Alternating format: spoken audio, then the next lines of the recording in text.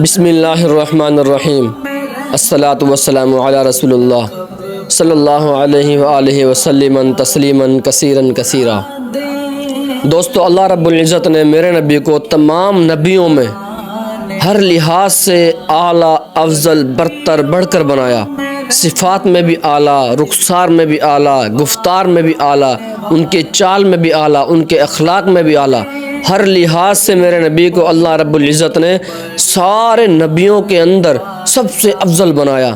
ان کا شعر حسان بن ثابت کچھ یوں عرض کرتے ہیں کہ وَأَحْسَنَ مِنْكَ لَمْ تَرَ قَطُّ عَيْنِي وَأَجْمَلَ مِنْكَ لِمْتَ لِدِ النِّسَاءُ خُلِقْتَ مُبَرَّأً مِنْ كُلِّ عَيْبٍ كَأَنَّكَ قَدْ خُلِقْتَ كَمَا تَشَاءُ۔ دنیا جہان کے شاعر آج تک تھک گئے کہ اس شعر کی تشریح کرتے کرتے کیا حسان بن ثابت رضی اللہ تعالیٰ عنہ نے میرے نبی کی تعریف میں کیا الفاظ بولے ہیں۔ فرماتے ہیں کہ آج تک ایسا حسین و جمیل اللہ رب العزت نے پیدا ہی نہیں کیا، اور ایسا حسین و جمیل اور صفات والا بچہ کسی ماں نے، کسی عورت نے آج تک جنا ہی نہیں، اور ایسا اللہ رب العزت نے پیدا کیا کہ آپ صلی اللہ علیہ وسلم کے اندر کوئی عیب رکھا ہی نہیں، جیسے تو آپ صلی اللہ علیہ وسلم کو آپ سے پوچھ کے پیدا کیا ہو۔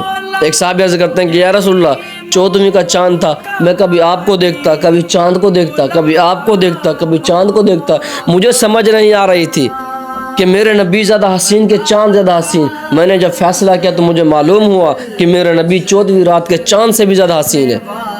اتنے خوبصورت حسین و جمیل اللہ رب العزت نے میرے نبی کو بنایا ہے۔ اور ایک صحابی کہتے ہیں کہ یا رسول اللہ، مجھے لگتا ہے کہ اللہ رب العزت نے ساری کائنات کی مخلوق کو اپنی مرضی سے پیدا کیا، لیکن جب آپ کو پیدا کرنے کی باری آئی تو اللہ رب العزت نے آپ کو آپ کی مرضی سے پیدا کیا۔ گویا معلوم یوں ہوتا ہے کہ آپ صلی اللہ علیہ وسلم سے اللہ رب العزت نے پوچھا کہ میرے محبوب بتا مجھے تیرے رخسار کیسے بناؤں، میرے محبوب مجھے بتا تیرے ہونٹ کیسے بناؤں، تیرے رخسار کیسے بناؤں، تیری آنکھیں کیسے بناؤں، تیری زلفیں ایسے بنا دوں، تیری چال ایسے بنا دوں، تیری پیشانی ایسے بنا دوں، تیرا سینہ ایسے بنا دوں۔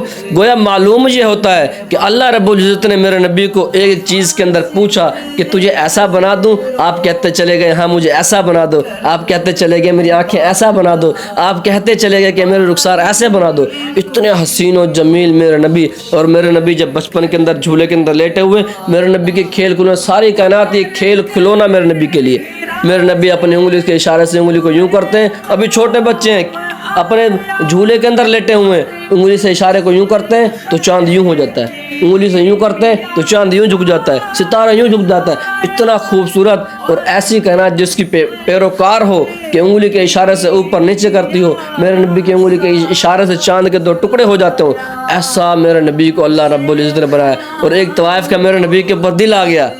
میرے نبی تشریف فرماتے کھانا کھا رہے تھے، طوائف وہاں سے گزری تو دیکھا ایسا خوبصورت نبی کبھی اس کی آنکھوں نے کبھی دیکھا ہی نہیں۔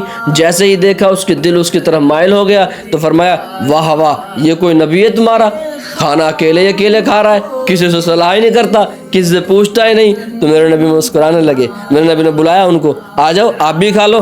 تو وہ فوراً سے بھاگ کر آئی اور آپ صلی اللہ علیہ وسلم صاحب بیٹھ گئی۔ فرمایا کھاؤ، تو کہنے لگی میں تو نہیں کھاتی، میں تو وہ کھاؤں گی جو آپ کے منہ مبارک کے اندر ہے۔ تو میرے نبی نے اپنے منہ کا نوالا توڑا، اپنے جھوٹا نوالا اس کے منہ کے اندر اپنے ہاتھوں سے ڈالا، اور میرے نبی کا لعاب مبارک اتنا پاک میرے نبی کے ہاتھ سے کھلایا ہوا، اور میرے نبی کا جھوٹا نوالا جب اس کے منہ میں جاتا تو کیا ہونا تھا، فوراً سے کلمہ پڑھ لیا۔ میرے نبی کے اخلاق اتنے اعلیٰ، اتنے افضل، اتنے برتر، تمام نبیوں کے، تمام انسان کے، مخلوق کے اندر سب سے افضل اخلاق میرے نبی کے، وہ فوراً سے کلمہ پڑھ گئی۔